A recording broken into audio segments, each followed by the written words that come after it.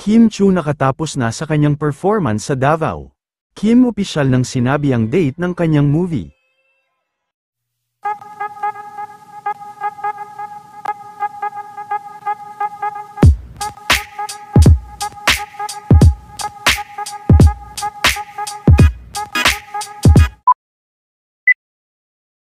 Nakatapos na nga si Kim sa kanyang event para sa Julie's Bake Shop sa Abriza Mall sa Davao, at sa kanyang event ay opisyal na din na ipinaalam ni Kim sa kanyang mga fans, ang bagong date, ng kanilang movie ni Mr. Paulo Avellino.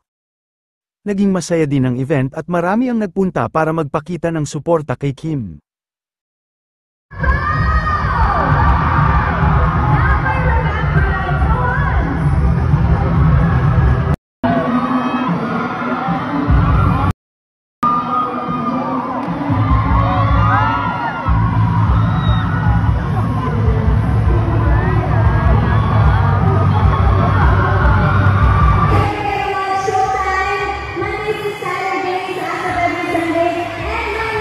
Disappeared from March 26,